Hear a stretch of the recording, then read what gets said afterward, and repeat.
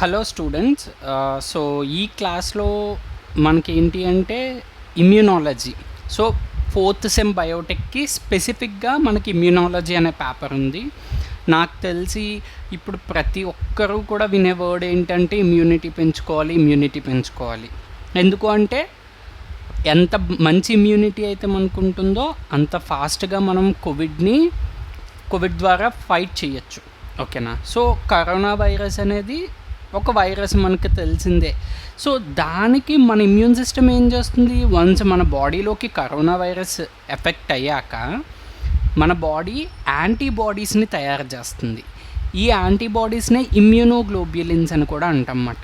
ఈ యాంటీబాడీస్ ఏం చేస్తున్నాయి, ఈ కరోనా వైరస్ని చంపేస్తున్నాయి అన్నమాట. సో అలాగ మనకి బాడీలో కరోనా వైరస్ అనేది తగ్గుద్ది. అండ్ ఇంకొకటి మీరు గుర్తుపెట్టుకోవాల్సిన విషయం, మనం మెడిసిన్స్ ఏవైతే ఇస్తూ ఉంటామో మెడిసిన్స్ అనేవి ఎందుకు ఉపయోగపడతాయంట, ప్రస్తుతానికి ఆ కరోనా వైరస్ అనేది బాడీ అంతా స్ప్రెడ్ అయిపోకుండా అవి సెల్స్లోకి వెళ్ళకుండా ఆ టైంకి ఉపయోగపడుతున్నాయి. కానీ ఆల్రెడీ బాడీలో ఉన్న కరోనా వైరస్ ఇప్పుడు సెల్ లోపలికి ఎంటర్ అవ్వకపోయినా సర్క్యులేషన్లోనో లేదా ఏదైనా ఒక ఫ్లూయిడ్లోనో ఆ వైరస్ కానీ ఒక్క కరోనా వైరస్ అని అనుకోక్కర్లేదు, మనకి ఏ డిసీజ్కి సంబంధించిన ప్యాథోజన్ అంటే ఇక్కడ ఏంటి, డిసీజ్ని కలిగించేది. The agent which cause the disease is nothing but the pathogen. So A pathogen బాడీలోకి ఎంటర్ అయినా సరే మనం ఇచ్చే మెడిసిన్స్ అనేవి పార్షియల్ ఎఫెక్ట్ని చూపిస్తాయంట. అంటే ఆ మెడిసిన్స్ ఏం చేస్తాయంట, ప్రస్తుతానికి అప్పటిదాకా ఏదైతే బాడీలో బ్యాక్టీరియా కానీ వైరస్ కానీ లేదా ఫంగై కానీ ఏదైతే ప్యాథోజన్ ఉందో దాన్ని అక్కడ దాకా ఆపుతాయంట. మరి ఉన్నదాన్ని ఎవరు క్లియర్ చేస్తారు అంటే మనకి ఇమ్యూన్ సిస్టమ్ క్లియర్ చేయాలంట. సో ఇమ్యూన్ సిస్టమ్ యొక్క ఇంపార్టెన్స్ అనేది తెలుసుకోవడం చాలా ఇంపార్టెంట్. అండ్ చూడండి, కొంతమంది చాలా సెన్సిటివ్గా పెరుగుతారు, వాళ్ళకి ఇమ్యూన్ సిస్టమ్ చాలా వీక్గా ఉంటుంది. ఎందుకు సెన్సిటివ్గా పెరిగితే, అంటే సెన్సిటివ్గా అంటే బయట ఎక్కువగా ఆటలు ఆడకపోవడం. చిన్నప్పుడు నాకు తెలిసి మీ అందరూ మట్టిలో ఆడుకుని ఉంటారు, లేకపోతే ఎక్కడన్నా ఆడుతూ ఉన్నప్పుడు గోడలలోకి మట్టి వెళ్ళిపోద్ది. అండ్ ఆ మట్టిలో చాలా రకాల బ్యాక్టీరియాస్ ఉంటాయి, చాలా రకాల ప్యాథోజన్స్ ఉంటాయి. ఎందుకంటే బ్యాక్టీరియా లేని ప్లేస్ అంటూ ఈ ఎర్త్ మీద ఏదీ లేదు. అంటే బాగా ఎక్కువ టెంపరేచర్స్ దగ్గర లేదా బాగా కోల్డ్ టెంపరేచర్స్ దగ్గర ఉండకపోవచ్చు, అన్ని చోట్ల కాదు, ఈవెన్ ఆ టెంపరేచర్స్ దగ్గర కూడా మనకి బ్యాక్టీరియాస్ అనేవి సర్వైవ్ అవుతాయి. సో మనం ఎక్స్పోజ్ అయ్యే ప్రతి ప్లేస్లోని ఏదో ఒక బ్యాక్టీరియా ఉంటుంది. ఈ బ్యాక్టీరియా అనేది మన బాడీలోకి లేదా ఈ పర్టిక్యులర్ ప్యాథోజన్ అనేది మన బాడీలోకి ఎంటర్ అయినప్పుడు మన ఇమ్యూన్ సిస్టమ్ అనేది దానికి ఎగెయినెస్ట్గా యాంటీబాడీస్ని తయారు చేస్తుందంట. ఆ యాంటీబాడీస్ ఏంటి, మనకి ఫర్దర్గా ఆ వచ్చిన ప్యాథోజన్ని కిల్ చేసేసి బయటికి పంపిస్తాయి. ఇది మనం చెప్పుకుంటున్నంత సింపుల్గా అయితే ఏ మెకానిజం అనేది జరగదన్నమాట. సో మనకంటూ కొంత ప్రాసెస్ ఉంది, చాలా పెద్ద మెకానిజమ్స్ ఉంటాయి.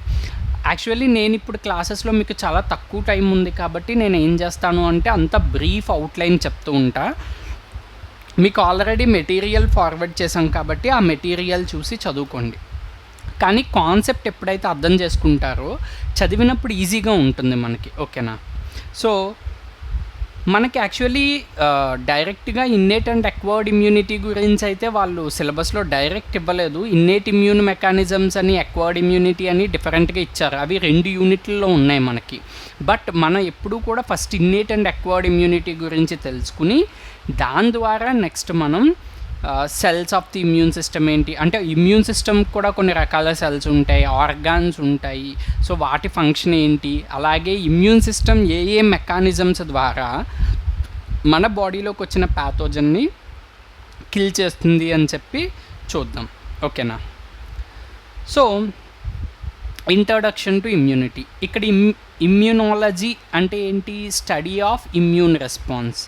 ఇమ్యూన్ రెస్పాన్స్ అంటే మన ఒక యానిమల్ యొక్క బాడీ అనేది ఎట్లాంటి ఇమ్యూన్ రెస్పాన్స్ని చూపిస్తుంది అనే దాని గురించి చదివేదే మనకి ఇమ్యూనాలజీ అన్నమాట. సో ఇమ్యూనిటీ అంటే ఇక్కడ పర్టికులర్గా ఏం చెప్తాము అంటే it is the ability of an organism to resist infection or against foreign bodies. ఏమంటున్నారు ఇక్కడ, ఏదైనా ఒక ఆర్గానిజం అనేది ఇన్ఫెక్షన్ లేదా ఫారెన్ బాడీకి ఎగెయినెస్ట్గా వర్క్ చేయడం. ఇన్ఫెక్షన్ అంటే మనకు తెలిసి ఏదైనా ప్యాథోజన్ వలన వస్తుంది. ఈ ఫారెన్ బాడీ అంటే ఏంటి, అంటే బాడీలోకొచ్చిన ఓన్లీ ప్యాథోజన్స్‌ని ఇమ్యూన్ సిస్టమ్ రికాగ్నైజ్ చేస్తదా అంటే కాదంట. ఇక్కడ ఫారెన్ బాడీ అంటే మన బాడీకి సంబంధం లేనిది ఏదైనా, అంటే హ్యూమన్స్‌కి సంబంధం లేని ఒక చిన్న ప్రోటీన్ అయినా సరే మన ఇమ్యూన్ సిస్టమ్ దాన్ని ఫారెన్ బాడీ అంటది, లేదు అంటే యాంటీజెన్ అంటది. ఓకేనా? ఫారెన్ బాడీ అంటది, లేదు అంటే యాంటీజెన్ అని అంటది. సో గుర్తుపెట్టుకోండి, యాంటీజెన్ అనేది ఏదైతే మనకి డిసీజ్‌ని కాజ్ చేస్తుందో, అంటే ప్యాథోజన్ కూడా యాంటీజెన్నే అక్కడ. లేదు అంటే బయట నుంచి వచ్చే ఏదైనా సరే, అంటే మన బాడీకి సంబంధం లేని ఏ మాలిక్యూల్ వచ్చినా, ఈవెన్ పోలెన్ గ్రెయిన్స్ తెలుసు కదా, పుప్పొడి రేణువులు అంటారు, అవి కూడా మన ఇమ్యూన్ సిస్టమ్ ఫారెన్ బాడీ కిందే కన్సిడర్ చేస్తుందన్నమాట. అందుకే కొంతమందికి ఆ పాలెన్ గ్రెయిన్స్ కానీ డస్ట్ పార్టికల్స్కి కానీ ఎక్స్పోజ్ అయినప్పుడు స్నీజెస్ రావడం, కొంతమందికి ఇన్ఫ్లమేషన్ అంటే ఆ ప్లేసెస్లో నోస్ ప్లేస్లో వాపు లాంటివి రావడం, ఇట్లాంటివి మనం అబ్జర్వ్ చేస్తాం. సో ఇవన్నీ కూడా ఇమ్యూన్ సిస్టమ్ యొక్క ఫంక్షన్సే. ఓకేనా? సో ఇక్కడ గుర్తుపెట్టుకోండి, ఇమ్యూనిటీ అనేది ఏం చేస్తుంది, ఇక్కడ ఏవైతే ఫారెన్ బాడీస్ లేదా యాంటీజెన్స్ మన బాడీలోకి వస్తున్నాయో వాటికి ఎగైనెస్ట్గా వర్క్ చేస్తుందన్నమాట. అయితే ఇమ్యూనిటీ అనేది 2 రకాలుగా ఉంటుందంట. ఒకటి ఇన్నేట్ ఇమ్యూనిటీ అంటాము, రెండోది ఎక్వర్డ్ ఇమ్యూనిటీ అంటాం. ఈ ఎక్వర్డ్ ఇమ్యూనిటీనే అడాప్టివ్ ఇమ్యూనిటీ అని కూడా మనం చెప్పచ్చు అన్నమాట. ఎక్వర్డ్ ఇమ్యూనిటీనే అడాప్టివ్ ఇమ్యూనిటీ అని కూడా మనం చెప్పచ్చు. ఓకేనా?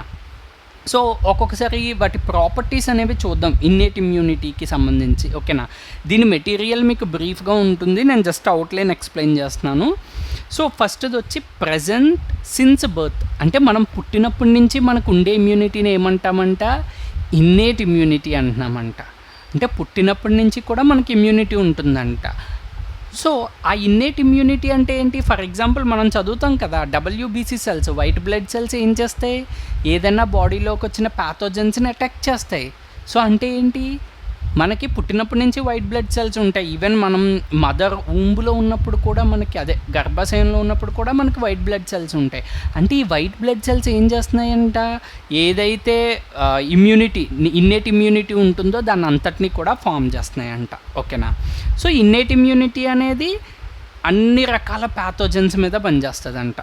చూడండి second point, works against to almost all pathogens, అన్ని ప్యాథోజన్స్ మీద అది వర్క్ చేస్తుందంట. ఓకేనా? థర్డ్ది వచ్చి నాన్ స్పెసిఫిక్ అంటున్నాం. నాన్ స్పెసిఫిక్ అంటే ఇక్కడ ఏంటంటే వచ్చింది బ్యాక్టీరియానా, వైరస్సా, ఫంగయ్యా, పోలెన్ గ్రెయినా ఏమి చూడదు, అది ఫారెన్ బాడీ అని తెలిసిన వెంటనే అర్జెంటుగా దాన్ని చంపేయాలి. ఓకేనా? అలా అని చెప్పి దీనివల్ల పెద్ద ఉపయోగం లేదు అంటే మరి ఎందుకంటే ఇన్నేట్ ఇమ్యూనిటీలో మనకి యాంటీబాడీస్ అనేవి ప్రొడ్యూస్ అవ్వవు. ఇన్నేట్ ఇమ్యూనిటీలో యాంటీబాడీస్ అనేవి ప్రొడ్యూస్ అవ్వవు అన్నమాట.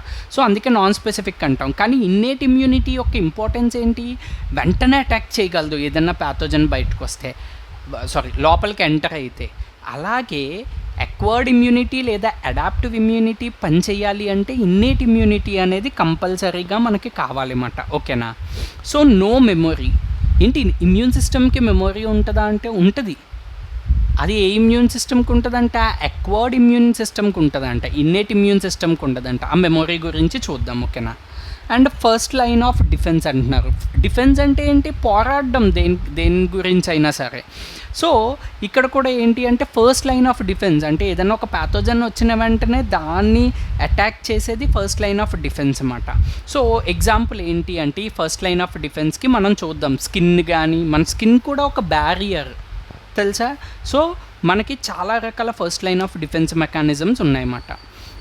అండ్ ఎక్వర్డ్ ఇమ్యూనిటీ చూస్తే, ఎక్వర్డ్ ఇమ్యూనిటీ ఏమవుతుందంట, మనకి ఎప్పుడైతే మనం ప్యాథోజన్కి లేదా యాంటీజన్కి ఎక్స్పోజ్ అవుతామో లేదా ఫారెన్ బాడీకి ఎక్స్పోజ్ అవుతామో అప్పుడు మాత్రమే ఎక్వర్డ్ ఇమ్యూనిటీ అనేది లేదా అడాప్టివ్ ఇమ్యూనిటీ అనేది తయారవుద్దంట. అప్పుడు దాకా తయారవ్వదు. ఏ యాంటీజన్కి స్పెసిఫిక్గా యాంటీజన్కి కొత్తగా తయారవుద్ది అన్నమాట. ఓకేనా?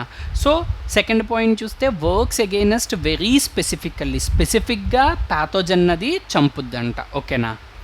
So memory is present. For example corona virus మీకు ఫస్ట్ టైం బాడీలోకి ఎంటర్ అయినప్పుడు ఏదో రికవర్ అయ్యారు. ఎలా రికవర్ అవుతారు, ట్యాబ్లెట్స్ యూజ్ చేయడం వల్ల, యాజ్ వెల్ యాజ్ మీ ఇమ్యూన్ సిస్టమ్ అనేది ఈ పర్టిక్యులర్ పాథోజన్ అంటే వైరస్ ఏదైతే ఉందో దాన్ని కిల్ చేయడం వలన. కిల్ చేసేటప్పుడు మరి ఇమ్యూన్ సిస్టమ్ ఏం చేస్తుంది? అక్వైర్డ్ ఇమ్యూన్ సిస్టమ్ యాంటీబాడీస్ని తయారు చేస్తుంది, యాంటీబాడీస్ని ప్రొడ్యూస్ చేస్తుంది.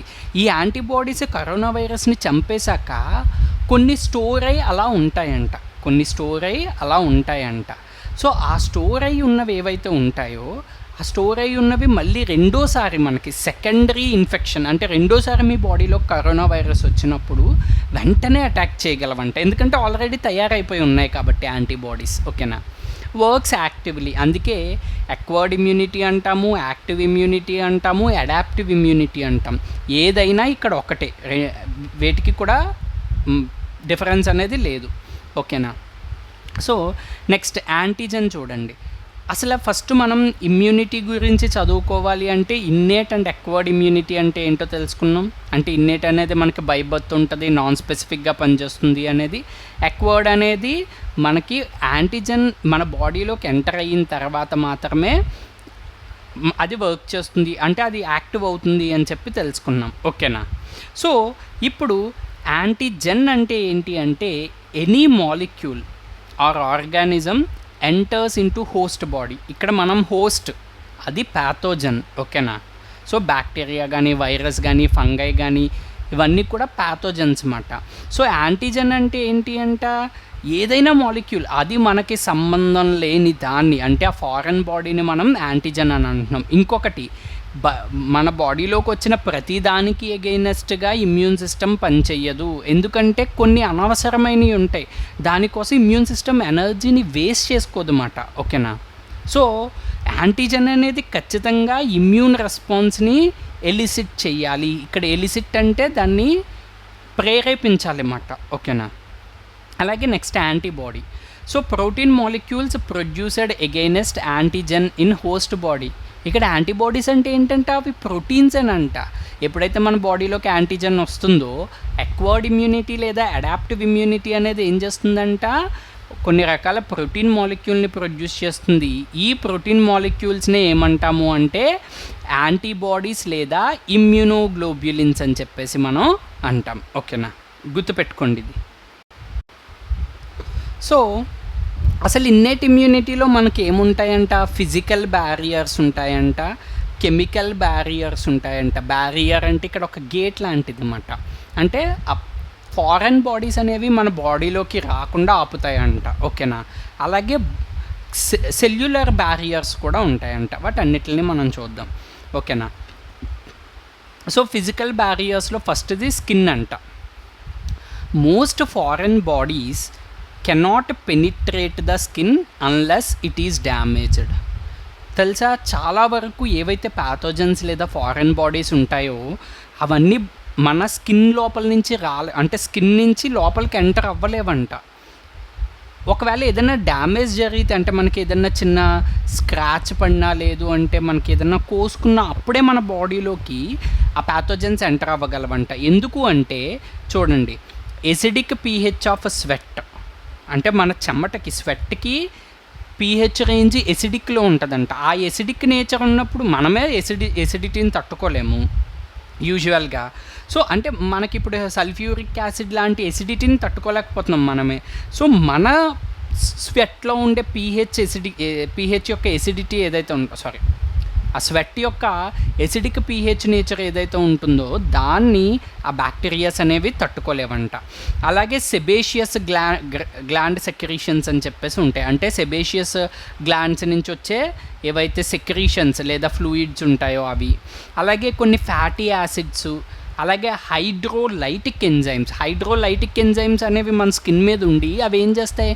ఏదన్నా ఫారెన్ పార్టికల్ ఉంటే దాన్ని ముక్కల కింద చేసేస్తాయంట.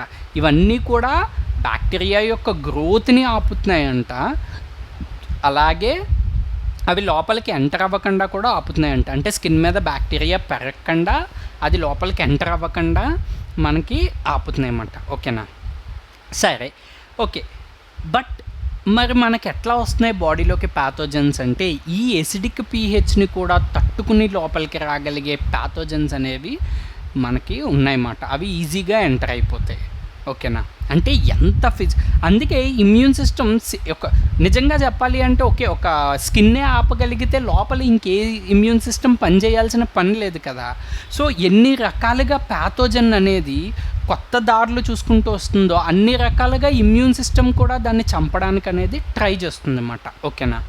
నెక్స్ట్ మ్యూకస్ మనకి రెస్పిరేటరీ ట్రాక్ట్లో అంటే నోస్లోని, అలాగే గ్యాస్ట్రో ఇంటెస్టైనల్ ట్రాక్ట్ అంటే మన డైజెస్టివ్ సిస్టంలోని మనకి మ్యూకస్ మెంబ్రైన్ అనేది ఉంటుందంట. ఆ మ్యూకస్ అనేది మీకు ఎప్పుడైనా చూడండి, తుమ్ము వచ్చినప్పుడు మ్యూకస్ వస్తుంది కదా మీరు స్నీజ్ చేసినప్పుడు. సో ఆ మ్యూకస్ ఏం చేస్తుందంట, ఏవైతే ఫారెన్ బాడీస్ ఇట్లాగా నోస్ ద్వారా, మౌత్ ద్వారా, అలాగే వెజైనా ద్వారా ఎంటర్ అవుతున్నాయో వాటిని ట్రాప్ చేసి బయటికి పంపించేస్తుందంట. ఓకేనా. కంజక్టివా అంటే తెలుసు కదా, specialised epithelial surface layer present in interior surface of the eyelid. మనకి కంటిలోని కంజక్టివా అని ఉంటుంది, చాలామందికి అది డ్యామేజ్ అవుతూ ఉంటుంది. ఈ కంజక్టివాలో కూడా మనకి ఒక ఎపిథీలియల్ సర్ఫేస్ లేయర్ అనమాట. ఇది కూడా కంటి ద్వారా ఏ ప్యాథోజన్స్ లోపలికి ఎంటర్ అవ్వకుండా ఆపుద్ది. ఓకేనా. అలాగే లాక్రిమల్ గ్లాండ్స్, మనకి కన్నీళ్ళు వస్తాయి, డస్ట్ పడితే కన్నీళ్ళు వస్తాయి. ఎందుకు అంటే ఈ కన్నీటినే మనం ఏమంటాము అంటే లాక్రిమల్ ఫ్లూయిడ్ అంటామంట. ఈ లాక్రిమల్ ఫ్లూయిడ్ అనేది ఫ్లష్, మనం చూడండి ఏదన్నా ఒక ఫ్లషింగ్ చేస్తే ఏమవుతుంది, ఆ వాటర్ అనేది పుష్ అవుద్ది కదా బయటికి. సో అట్లాగా మన టియర్స్ని లేదా లాక్రిమల్ ఫ్లూయిడ్ని బయటికి పంపిస్తుందంట, ఏదన్నా ప్యాథోజన్స్ అనేవి లోపలికి వస్తుంటే దాంతోపాటు పంపించేస్తుందంట. అలాగే ఈ tears contain lysozyme, lactoferrin and immunoglobulin A. So టియర్స్లో అంటే మన లాక్రిమల్ సెక్రేషన్స్లో ఏముంటాయంట, లైసోజైమ్ అనే ఎంజైమ్ ఉంటుందంట. మనకు తెలుసు కదా లైసోజోమ్స్ అంటే సూసైడల్ బ్యాగ్స్. ఓకేనా. సో ఈ లైసోజైమ్ ఏదైతే ఉందో ఈ లైసోజైమ్ అనేది ఈజీగా అక్కడ వచ్చిన బ్యాక్టీరియాని లేదా ప్యాథోజన్స్ని చంపేస్తాయంట. అలాగే లాక్టోఫెరిన్, అలాగే ఐజీఏ అనే ఇమ్యూనోగ్లోబ్యులిన్ కూడా ఉంటుందంట. ఓకేనా. టియర్స్ అనేవి మనకి అటు కెమికల్గా ఎందుకంటున్నాం, ఎందుకంటే లైసోజైమ్, లాక్టోఫెరిన్, ఇమ్యూనోగ్లోబ్యులిన్ ఇవన్నీ బయోకెమికల్ మాలిక్యూల్స్. సో ఇటు మనకి టియర్స్ ఎలా పనిచేస్తున్నాయంట, కెమికల్గా డిఫెన్స్కి పనికి వస్తున్నాయంట, ఫిజికల్గా ఎలాగా, ఎప్పుడైతే డస్ట్ లాంటి పార్టికల్స్, ఫారెన్ పార్టికల్స్ మన కంట్లోకి ఎంటర్ అవుతున్నాయో ఆటోమేటిక్గా దాన్ని ఫ్లష్ చేసేస్తున్నాయి కదా టియర్స్ ద్వారా బయటికి. సో అటు ఫిజికల్గా కూడా మనకి ఈ డిఫెన్స్ సిస్టమ్ అనేది టియర్స్ డిఫెన్స్ సిస్టమ్ అనేది పనిచేస్తుందంట. ఓకేనా. సరే, ఇవి ఫిజికల్ బ్యారియర్స్. కెమికల్ మీడియేటర్స్ చూద్దాం. కెమికల్ మీడియేటర్స్లో కాంప్లిమెంట్ ప్రోటీన్స్ అని ఉన్నాయి. కాంప్లిమెంట్ ప్రోటీన్స్ ఏంటంట, a group of 30 proteins synthesized from the liver. వీటిని ఎవరు తయారు చేస్తారంటే కాంప్లిమెంట్ ప్రోటీన్స్ని లివర్ తయారు చేస్తుందంట. టోటల్ 30 టైప్స్ ఆఫ్ ప్రోటీన్స్ మనకి ఉన్నాయంట. ఓకేనా. సో కాంప్లిమెంట్ ప్రోటీన్స్ అనేవి ఇటు ఇన్నేట్ ఇమ్యూన్ సిస్టంలోని అలాగే అక్వైర్డ్ ఇమ్యూన్ సిస్టంలోని కూడా పనిచేస్తాయంట. అలాగే సైటోకైన్స్, ఇవన్నీ కెమికల్ మీడియేటర్స్ అన్నమాట. ఇవన్నీ కూడా ప్యాథోజన్ని కిల్ చేయడానికి. చెప్పాను కదా, ఎప్పుడైతే ప్యాథోజన్ 100 రకాలుగా బాడీలోకి ఎంటర్ అవ్వడానికి ట్రై చేస్తే మన ఇమ్యూన్ సిస్టమ్ కూడా అన్ని రకాలుగా దాన్ని బయటికి పంపించడానికి చూస్తుందంట. ఓకేనా. సో సైటోకైన్స్ అనేవి లో మాలిక్యులర్ వెయిట్ ప్రోటీన్స్ లేదా గ్లైకోప్రోటీన్స్ అంట. అంటే తక్కువ మాలిక్యులర్ వెయిట్తో ఉంటాయి. ఇవి ప్రోటీన్స్ అన్న అవ్వచ్చు, గ్లైకోప్రోటీన్స్ అవ్వచ్చు. గ్లైకోప్రోటీన్స్ అంటే కార్బోహైడ్రేట్స్, ప్రోటీన్స్ కలిపి ఒక మాలిక్యూల్ని తయారు చేస్తే దాన్ని గ్లైకోప్రోటీన్స్ అంటాం. ఓకేనా. ఇంకా ఈజీగా చెప్పాలి అంటే ప్రోటీన్స్కి కార్బోహైడ్రేట్ మాలిక్యూల్స్ లేదా ఒలిగోసాకరైడ్స్ అనేవి కోవలెంట్గా అంటే స్ట్రాంగ్గా అటాచ్ అయ్యి ఉంటే దాన్ని కూడా గ్లైకోప్రోటీన్ అనే అంటాం. ఓకేనా. సో ఇవన్నీ కూడా సెల్స్ వీటిని రిలీజ్ చేస్తాయంట, ఇమ్యూన్ సెల్స్. అలాగే ఇంటర్సెల్యులర్ మీడియేటర్స్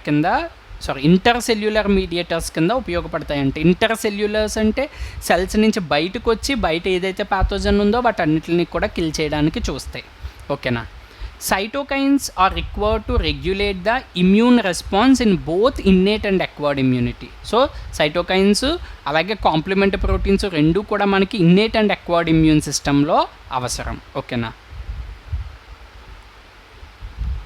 సో నెక్స్ట్ చూద్దాం ఇంటర్ఫెరాన్స్. సో ఇంటర్ఫెరాన్స్ అంటే these are types of cytokines. Interferons అనేవి కూడా ఒక టైప్ ఆఫ్ సైటోకైన్స్ అంట. ఇవి ఎప్పుడంటే వైరస్ ఇన్ఫెక్ట్ అయిన సెల్స్ నుంచి రిలీజ్ అవుతాయంట. ఈ సైటోకైన్స్ వైరస్ ఇన్ఫెక్ట్ అయిన అంటే ఇప్పుడు ఫర్ ఎగ్జాంపుల్ ఒక వైరస్ అనేది ఒక సెల్ని ఇన్ఫెక్ట్ చేసిందనుకో లోపలికెళ్ళి ఏమవుతుంది, వైరస్ రెప్లికేట్ అవుద్దంట. రెప్లికేట్ అంటే మల్టిపుల్ కాపీస్ కింద అది తయారైపోద్దంట. సో తయారైపోయినప్పుడు ఏమవుతుంది, అవి ఇంకొక సెల్స్ని ఇన్ఫెక్ట్ చేసేస్తాయి కదా. ఈలోపు ఈ సెల్ ఏం చేస్తుందంట, ఇంటర్ఫెరాన్స్ని బయటికి రిలీజ్ చేస్తుందంట. ఈ ఇంటర్ఫెరాన్స్ వెళ్ళి ఇమ్యూన్ సిస్టంలో ఉండే సెల్స్కి సిగ్నల్స్ ఇస్తాయంట. సో సెల్ ఇలాగా వైరస్తో ఇన్ఫెక్ట్ అయ్యి ఉంది, ముందు దాన్ని చంపకపోతే కనుక అది మిగిలిన సెల్స్కి స్ప్రెడ్ అయిపోతుంది అని చెప్పి అదొక ఇండికేషన్ అనమాట. ఓకేనా. అలాగే కీమోకైన్స్ అనేవి స్మాల్ పాజిటివ్లీ ఛార్జ్డ్ మాలిక్యూల్స్ అంట. సో ఈ కీమోకైన్స్ వలన ఉపయోగం ఏంటి, ఫర్ ఎగ్జాంపుల్ మీకు ఒక ప్లేస్లో డ్యామేజ్ అయింది, ఏదో దెబ్బ తగిలింది చెయ్యి మీద అనుకోండి. సో ఇప్పుడు ఇమ్యూన్ సిస్టమ్కి ఎవరు సిగ్నల్ ఇస్తారు అంటే ఆ డ్యామేజ్ అయిన ప్లేస్లో సెల్స్ ఉంటాయి కదా, మరి అవి కూడా డ్యామేజ్ అవుతాయి. ఇవి కీమోకైన్స్ని రిలీజ్ చేస్తాయంట డ్యామేజ్ అయిన సెల్స్. ఆ కీమోకైన్స్ కాస్త సర్క్యులేషన్లోకి అంటే బ్లడ్ సర్క్యులేషన్లోకి వెళ్ళి ఎక్కడైతే ఇమ్యూన్ సెల్స్ ఉన్నాయో వాటన్నిటికి సిగ్నల్స్ ఇస్తాయంట, రండి అర్జెంటుగా ఇక్కడ సో జరిగింది. మనం ఏం చదువుకుంటాం, బ్లడ్ క్లాటింగ్ జరగాలి అంటే మనకి బ్లడ్ క్లాటింగ్ ఫ్యాక్టర్స్ ఉండాలి, ప్లేట్లెట్స్ ఉండాలని చదువుకుంటాం. కానీ ఎప్పుడైతే డ్యామేజ్ అయిపోయిందో మరి లోపలికి ప్యాథోజన్స్ అనేవి బయట నుంచి వచ్చేస్తాయి కదా, మరి వాటిని చంపేది ఎవరు అంటే ఇమ్యూన్ సిస్టమ్. ఓకేనా. సో ఇక్కడ దాకా మీరు కన్సిడర్ చేయండి. And pattern recognition molecules, toll like receptors మీ సిలబస్లో అయితే లేవు, అవి వదిలేండి అలాగా. ఓకేనా. సరే, ఇది మనం దీన్ని ఫాగోసైటోసిస్ అంటమాట. ఫాగోసైటోసిస్ ఇప్పుడు దాకా మనం ఫిజికల్ బ్యారియర్స్ చూసాం, అలాగే కెమికల్ బ్యారియర్స్ చూసాం. ఇప్పుడు సెల్యులర్ బ్యారియర్స్ అంటే ఒక సెల్స్ డైరెక్ట్గా ఎట్లా పనిచేస్తాయి ప్యాథోజన్ మీద అని. ఓకేనా. సో ఇది ఒక సెల్ అనుకుందాం, ఫాగోసైటిక్ సెల్ లేదా మ్యాక్రోఫేజ్ అని కూడా అనొచ్చు, మ్యాక్రోఫేజ్. సో ఫర్దర్ క్లాసెస్లో మీకు డీటెయిల్డ్గా తెలుస్తుంది, ఇవన్నీ బేసిక్సే. ఓకేనా. సో ఇక్కడ మీరు అబ్జర్వ్ చేస్తే ఒక బ్యాక్టీరియా ఉంది. బ్యాక్టీరియా ఎక్కడ బైండ్ అయిందంట, మ్యాక్రోఫేజ్. ఇక్కడ గుర్తుపెట్టుకోండి, ఫాగోసైటిక్ సెల్ కానీ మ్యాక్రోఫేజ్ కానీ మన బాడీకి సంబంధించిన ఇమ్యూన్ సెల్. ఓకేనా, మన బాడీకి సంబంధించిన ఇమ్యూన్ సెల్. ఇక్కడ ఒక బ్యాక్టీరియం ఉంది కదా, ఆ బ్యాక్టీరియాని ఏం చేస్తుందంటే ఫాగోసైటిక్ సెల్ మీద ఉండే రిసెప్టర్ అంటే ఏం చేస్తుంది, రిసీవ్ చేసుకుంటుంది అన్నమాట. ఆ రిసెప్టర్ ద్వారా అది బ్యాక్టీరియాని లోపలికి తీసుకుంటుందంట. అంటే ఈ పర్టిక్యులర్ బ్యాక్టీరియా వెళ్ళి రిసెప్టర్ మీద బైండ్ అవ్వగానే ఆ బ్యాక్టీరియా చుట్టూ ఒక లేయర్, అంటే మనం అమీబా చదువుకుంటాం కదా అది ఎట్లా తింటుందో సేమ్ అదే విధంగా ఫాగోజోమ్ని ఫామ్ చేస్తుందంట. సో ఫస్ట్ ఏమవుతుంది, బ్యాక్టీరియా అనేది లోపలికి ఎంటర్ అవ్వగానే దాన్ని ఫాగోజోమ్ అంటమాట. సో ఈ ఫాగోజోమ్ అనేది లైసోజోమ్తో కలిసి, లైసోజోమ్స్ అనేవి సూసైడల్ బ్యాగ్స్. ఓకేనా. ఈ ఫాగోజోము లైసోజోము రెండు కలిసి ఫాగోలైజోజోమ్ కింద ఫామ్ అవుతుందంట. ఇప్పుడు మనకి ఏంటి, ఫాగోలైజోజోమ్లో ఏముంది, ఆ బ్యాగ్ లాగా అనుకోండి, అదంతే. ఆ బ్యాగ్లో ఏముందంట, బ్యాక్టీరియా ఉందంట, అలాగే లైసోజోమ్స్ కూడా ఉన్నాయంట. ఈ లైసోజోమ్స్లో లైసోజైమ్స్ అనే ఎంజైమ్స్ ఉంటాయి. ఇందాక మనం టియోస్లో చెప్పుకున్నాం కదా, ఈ లైసోజైమ్స్ అనే ఎంజైమ్స్ ఏం చేస్తాయంట, బ్యాక్టీరియాని ముక్కల కింద చేసేస్తాయంట. ముక్కల కింద ఏం చేస్తున్నాయి, ఆ సాల్యుబుల్ డెబ్రిస్ని బయటకు వదులుతున్నాయంట. ఓకేనా. సో ఈ వదలడాన్ని ఏమంటున్నాము అంటే ఎగ్జోసైటోసిస్ అంటున్నాము. అలాగే ఇక్కడ తీసుకోవడం ఉంది కదా లోపలికి, దాన్ని ఎండోసైటోసిస్ అని చెప్పేసి అంటాం. ఎగ్జోసైటోసిస్ అంటే ఎగ్జో అంటే బయటకు వదలడం, ఇక్కడ ఎండో అంటే లోపలికి తీసుకోవడం. ఓకేనా. మరి ఓకే, ఇది ముక్కలు చేసేసింది, తర్వాత నెక్స్ట్ ప్రాసెస్ ఏంటి, ప్రతిదాన్ని ఇలాగే చేసుకుంటూ వెళ్తే టైం పడుతుంది కదా. అప్పుడు ఏం చేస్తుంది అంటే ఈ ఫాగోసైటిక్ సెల్లే కొంత పార్ట్ ఆఫ్, అంటే ఇప్పుడు ఫర్ ఎగ్జాంపుల్ చూడండి, మనకి స్పైక్ ప్రోటీన్ అని కరోనా వైరస్లో ఉంది. దాన్ని కనుక మనం టార్గెట్ చేసినట్లయితే ఖచ్చితంగా కరోనా వైరస్ని ఆపచ్చమాట. ఓకేనా. సో మన ఇమ్యూన్ సిస్టమ్ కూడా దాని మీదే ఎక్కువ ఫోకస్ పడుద్ది. సో అలాగ ప్రతి ప్యాథోజన్కి ఒక స్పెసిఫిక్ ప్రోటీన్ లేదా స్పెసిఫిక్ బయోమాలిక్యూల్ అనేది ఉంటుంది. ఆ బయోమాలిక్యూల్ మీద బైండ్ అవుతే ఖచ్చితంగా మనం ఆ బ్యాక్టీరియాని లేదా ప్యాథోజన్ స్ప్రెడ్ని ఆపచ్చమాట.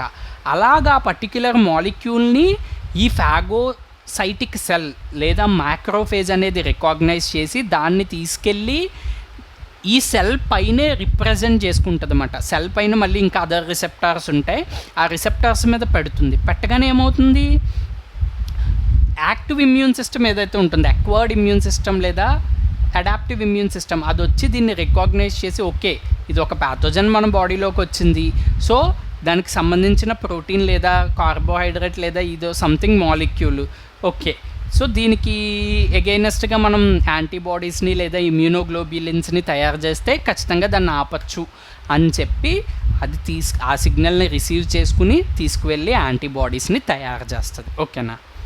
సో ఇది ఫాగోసైటోసిస్ అన్నమాట. మీకు ఇచ్చిన మెటీరియల్లో క్లియర్గా ఉంటుంది చూడండి. దీన్ని ఇన్ఫ్లమేటరీ రెస్పాన్స్ అంటాం. సో దెబ్బ తగిలితే చెప్పుకున్నాం కదా ఇందాకే, ఒక డ్యామేజ్ అయ్యింది మీ టిష్యూ, మీ చేతి మీద ఒక టిష్యూ డ్యామేజ్ అయింది, ఆటోమేటిక్గా ఏమవుతుంది మీకు అక్కడ ఒక స్క్రాచ్ పడడంతో పాటు స్లైట్గా వాప్ అనేది వస్తుంది. అంటే స్లైట్గా వాప్ అనేది వస్తుంది, దాన్నే మనం స్వెల్లింగ్ అంటాం. అక్కడ జరుగుతున్న ప్రాసెస్ని ఇన్ఫ్లమేషన్ అంటాం అన్నమాట. సరే ఇక్కడ చూద్దాం స్టెప్స్. ఓకేనా. సో టిష్యూ డ్యామేజ్ అంటే అదేమీ వాళ్ళు ఏం పెట్టి పొడవలేదు, బట్ జస్ట్ చూపిస్తున్నారు అనమాట. టిష్యూ డ్యామేజ్ అంటే అక్కడ స్కిన్ బ్యారియర్ అనేది ఓపెన్ అయిపోయింది. ఓపెన్ అవ్వగానే చూసారా ఇక్కడ bacterias, other molecule, other pathogens అనేవి లోపలికి వచ్చేస్తున్నాయి. ఓకేనా. So tissue damage and bacteria cause resident sentinel cells to release chemoattractants and vasoactive factors that trigger a local increase in blood flow and capillary permeability. So ఎప్పుడైతే tissue damage జరిగిందో bacteria అనేది లోపలికి వస్తుందంట. లోపలికి ఎప్పుడైతే వస్తుందో sentinel cells అంటే ఇక్కడ సిగ్నల్ ఇచ్చేవి అన్నమాట. ఫర్ ఎగ్జాంపుల్ మీరు ఉంటారు కదా క్లాస్ రూమ్లో కూర్చున్నప్పుడు ఒక 10 మంది కూర్చున్నారు అనుకో, అల్లరి చేస్తున్నారు, ఎవరో ఒకరు అటు ఇటు గమనించుకుంటూ ఉంటారు. ఎప్పుడైతే ఫ్యాకల్టీ వస్తున్నారో ఆటోమేటిక్గా ఒకరికి సిగ్నల్ ఇస్తే మొత్తం సైలెంట్ అయిపోతారు. అలాగా అటువంటి వాటిని సెంటినెన్స్ అంటన్నమాట. సో అలాగ మనకి బాడీలో కూడా స్కిన్ దగ్గర సెంటినల్ సెల్స్ అనేవి ఉంటాయి, అన్ని చోట్ల ఉంటాయి. ఈ సెంటినల్ సెల్స్ పర్టికులర్గా ఏం చేస్తున్నాయంటే కీమో అట్రాక్టెన్స్, ఇందాక విన్నాం కదా కీమోకైన్స్ అని చెప్పి, అవే కీమో అట్రాక్టెన్స్ అన్నమాట. ఈ కీమో అట్రాక్టెన్స్ని అలాగే వాసో యాక్టివ్ ఫ్యాక్టర్స్ని రిలీజ్ చేస్తాయంట.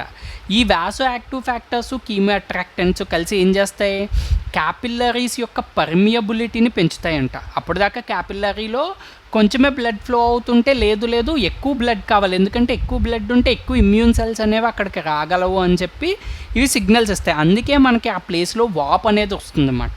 అంటే స్వెల్లింగ్ రావడానికి కారణం అదే, ఆ బ్లడ్ వెజల్ లేదా క్యాపిల్లరీ ఏదైతే ఉంటుందో అది దాన్ని ఏమంటాము అంటే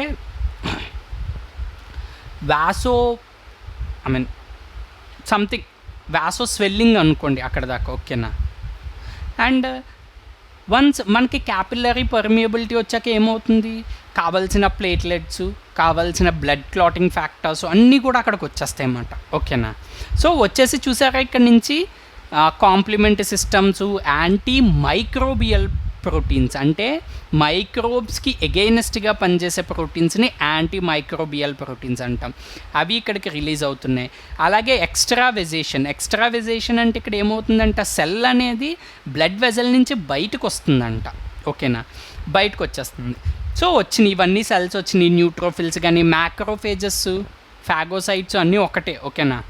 so phagocytes and anti microbial substances destroy the bacteria. So ఏవైతే ఫాగోసైట్ మాలిక్యూల్స్ ఉన్నాయో అవన్నీ కూడా ఏం చేస్తాయి, బ్యాక్టీరియాని డిస్ట్రాయ్ చేసేస్తాయి అన్నమాట. Neutrophils and other phagocyte migrate to site of inflammation. Actually ఇది 3rd, అది 4th. ఓకేనా. సో గుర్తుపెట్టుకోండి, ఈ సెల్స్ అన్నీ వస్తాయి, వాటిని చంపేస్తాయి. ఈలో ప్లేట్లెట్స్ వచ్చి అక్కడ మనకి ఏం చేస్తాయి అంట, అక్కడ ఒక బ్యారియర్ని ఫామ్ చేసేసి బ్లడ్ క్లాట్ చేస్తాయి. ఓకేనా. సో ఇది మనకి ఇన్నేట్ ఇమ్యూన్ సిస్టమ్ గురించి. అంటే ఇన్నేట్ ఇమ్యూన్ సిస్టమ్ మనం ప్రాపర్టీస్ చూసాము, అలాగే physical barriers, skin, mucus, conjunctiva, lacrimal glands చూసాము, chemical mediators, complement proteins, cytokines చూసాము.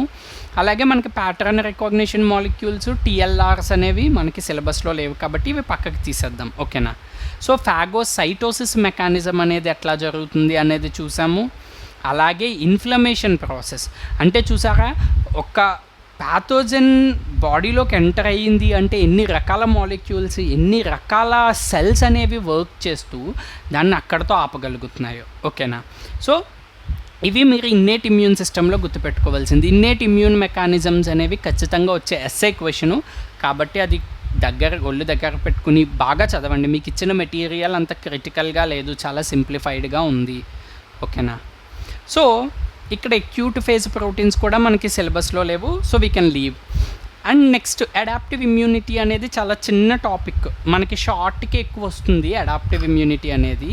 బట్ అడాప్టివ్ ఇమ్యూనిటీలో చాలా మెకానిజమ్స్ ఉన్నాయి, అవి ఒక్కొక్క టాపిక్ కింద మనకి సిలబస్లో ఇచ్చాడనమాట. ఓకే, అడాప్టివ్ ఇమ్యూనిటీ గురించి చూద్దాం. అడాప్టివ్ ఇమ్యూనిటీనే మనం ఏమంటున్నాము, అక్వైర్డ్ ఇమ్యూనిటీ లేదా యాక్టివ్ ఇమ్యూనిటీ అని చెప్పి కూడా అంటున్నాము. ఓకేనా. Adaptive immunity selectively eliminate specific foreign antigen. మనం చెప్పుకున్నాం కదా, స్పెసిఫిక్గా ఏదైతే యాంటీజన్ వచ్చిందో దానికి ఎగెయినెస్ట్గా యాంటీబాడీస్ని తయారు చేస్తుందంట. సో ఈ అక్వైర్డ్ ఇమ్యూనిటీకి ఉన్న క్యారెక్టరిస్టిక్ ఫీచర్స్ ఏంటి, దాని ప్రాపర్టీస్ ఏంటి అంటే యాంటీజన్ స్పెసిఫిసిటీ. ఇక్కడ చూసారా మళ్ళీ ఇంకొక కొత్త టర్మ్ ఎపిటోప్ అంట. Ability to discriminate among different epitopes. నేను ఇందాక చెప్పానే ఫాగోసైట్స్ అనేవి ఒక స్పెసిఫిక్ మాలిక్యూల్ని తీసుకెళ్ళి అడాప్టివ్ ఇమ్యూనిటీకి రిప్రజెంట్ చేస్తాయి అని. ఆ స్పెసిఫిక్ మాలిక్యూల్ ఏదైతే ఉంటుందో మైక్రోబ్స్లో దాన్ని ఎపిటోప్ అంటాం. ఈ ఎపిటోప్నే మనం ఇమ్యూన్ సిస్టమ్ అనేది టార్గెట్ చేసి యాంటీబాడీస్ని తయారు చేస్తుంది అన్నమాట. ఓకేనా. అలాగే ఇమ్యూనోలాజికల్ మెమొరీ. వన్స్ మనం ఇన్ఫెక్ట్ అయ్యాక మన బాడీలో ఏవైతే యాంటీబాడీస్ ఉంటాయో సెకండ్ టైం అవి మళ్ళీ నెక్స్ట్ ఇంకొక ప్యాథోజన్ వచ్చినప్పుడు, ఇంకొక ప్యాథోజన్ కాదు, ఇంకొకసారి సేమ్ ప్యాథోజన్ వచ్చినప్పుడు ముందులా కాకుండా ఫాస్ట్గా రియాక్ట్ అవుద్ది. ఎందుకంటే ఫస్ట్ టైము ఫాగోసైట్స్ వాటికి సిగ్నల్ ఇవ్వాలి, అవి యాంటీబాడీస్ని తయారు చేసుకోవాలి, అవి అటాక్ చేయాలి, it takes much time. But second time అనేది ఆల్రెడీ ప్రిపేర్డ్గా ఉంటాయి కాబట్టి ఫాస్ట్గా వాటిని కిల్ చేసేస్తాయి అన్నమాట. ఓకేనా.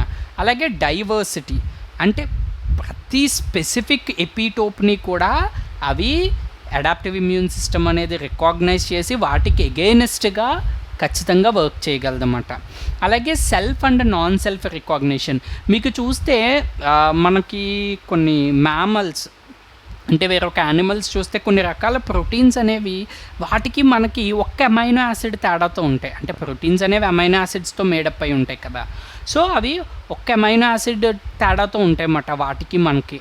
అలా ఉన్నప్పుడు కూడా సింగిల్ అమైనో యాసిడ్ డిఫరెన్స్ ఉన్నా సరే మన immune system, acquired immune system దాన్ని పట్టుకోగలదంట. అంటే చూసారా ఎంత స్పెసిఫిక్గా మన ఇమ్యూన్ సిస్టమ్ అనేది దానికి వర్క్ చేస్తుందో. ఓకేనా. సో అడాప్టివ్ ఇమ్యూనిటీలో మనకి కొన్ని టైప్స్ ఉన్నాయి, ఇది మనకి ఎక్కువ షార్ట్కి వస్తుంది క్వశ్చన్. ఓకేనా. సో అడాప్టివ్ ఇమ్యూనిటీలో naturally acquired immunity, artificially acquired immunity ఉందంట. సో అడాప్టివ్ అన్నా అక్వైర్డ్ అన్నా యాక్టివ్ అన్నా ఒకటే. ఓకేనా. సో చూసారా అడాప్టివ్ ఇమ్యూనిటీలో న్యాచురల్, ఆర్టిఫిషియల్ రెండు ఉన్నాయి. న్యాచురల్లో మళ్ళీ ఏమంటున్నాడు, యాక్టివ్ ప్యాసివ్. ఆర్టిఫిషియల్లో కూడా యాక్టివ్ ప్యాసివ్ అంటున్నాడు. So first naturally acquired adaptive ఇమ్యూనిటీలో యాక్టివ్ ఇమ్యూనిటీ గురించి చూద్దాం.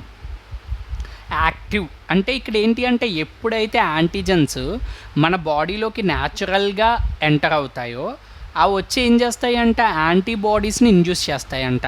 ఇక్కడ అవి కావాలని వచ్చే యాంటీబాడీస్ని తయారు చేయమని చెప్పట్లేదు, అవి రావడం వలన మన ఇమ్యూన్ సిస్టమ్ అనేది తయారు చేస్తుంది అన్నమాట. కానీ మనకు బుక్స్లో రాస్తూ ఉంటారు ఏదైతే యాంటీజన్ ఖచ్చితంగా యాంటీబాడీస్ని తయారు చేయించగలగదో దాన్నే మనం ఇమ్యూనోజన్ అని కూడా అంటాము. అది యాంటీజన్స్ అన్నీ కూడా ఇమ్యూన్ రెస్పాన్స్ని తయారు చేయించవు అలా చెప్తారు. అంటే ఎందుకు తయారు చేయించడం కాదు, అది రావడం వల్ల మన బాడీ అనేది పర్టిక్యులర్గా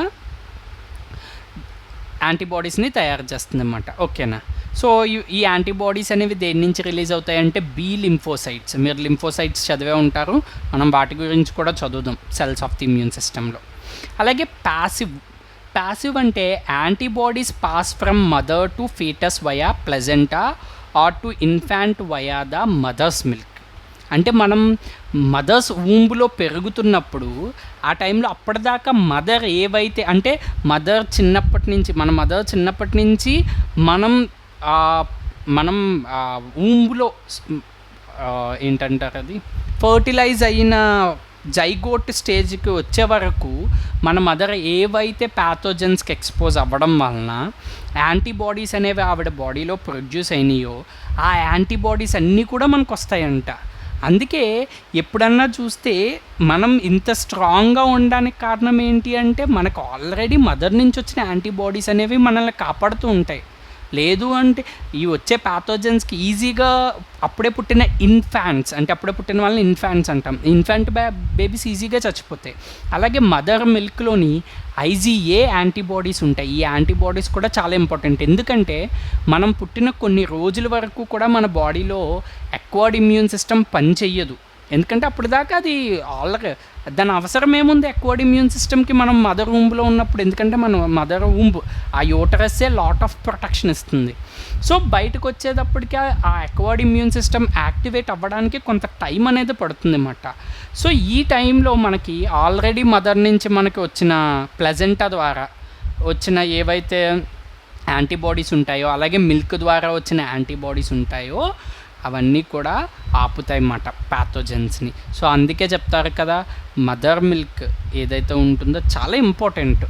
డబ్బా పాలు కన్నా తల్లిపాలే మేలు అని చెప్తారు. ఎందుకంటే బికాజ్ ఆఫ్ దీస్ రీజన్స్. ఓకేనా. అంతేకాదు మదర్ మిల్క్లో దొరికే న్యూట్రిషన్స్ మనకి ప్యాకెట్ మిల్క్లో దొరకదు కదా.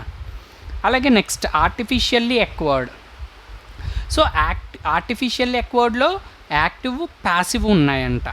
ఓకేనా. యాక్టివ్కి one of the best example ఏంటి అంటే ఆర్టిఫిషియల్కి వ్యాక్సిన్స్.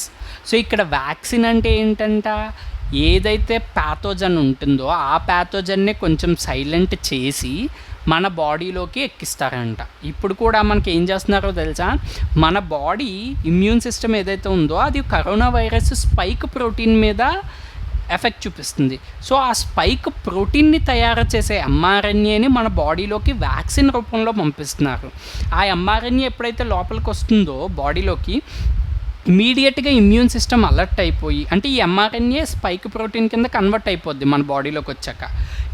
ఇమ్యూన్ సిస్టమ్ ఇమీడియట్గా దాన్ని క్యాచ్ చేసి యాంటీబాడీస్ తయారు చేసేస్తుంది. మన బాడీలో ఆల్రెడీ యాంటీబాడీస్ ఉన్నాయి. ఒకవేళ కరోనా వైరస్ మనకు వచ్చినా ఏమవుతుంది వెంటనే దాన్ని అటాక్ చేయగలుగుతుంది. చూసారా వ్యాక్సిన్ యొక్క ఇంపార్టెన్స్ అనేది అది. అంతేగాని వ్యాక్సిన్స్ అనేవి ఏమీ స్పెసిఫిక్గా ఏంటవి కరోనా వైరస్ని స్టాప్ చేయు. ఓకేనా. ప్యాసివ్ అంటే ఈ మధ్య ప్లాస్మా థెరపీ అని చెప్పి చెప్తున్నారు. దానికి ఇది ఒక ఎగ్జాంపుల్ మాట. సో ఇందులో ఏం చేస్తారంటే ఆల్రెడీ ఎవరికైతే పేషెంట్కి యాంటీబాడీస్ ప్రొడ్యూస్ అయినాయో కరోనా వైరస్ రావడం వలన వాళ్ళ ప్లాస్మాలో ఉండే యాంటీబాడీస్ని తీసి ఇంకొక వ్యక్తికి ఎక్కిస్తారన్నమాట, సివియర్ కండిషన్లో ఉన్న వ్యక్తికి. సో అలాంటి టైప్ ఆఫ్ కండిషన్ని ఆర్టిఫిషియల్లీ ఎక్వైర్డ్ ప్యాసివ్ ఇమ్యూనిటీ అని చెప్పి అంటాం. ఓకేనా. సో ఇది మనకి పర్టిక్యులర్గా ఇమ్యూనిటీ గురించి ఇంట్రడక్షన్.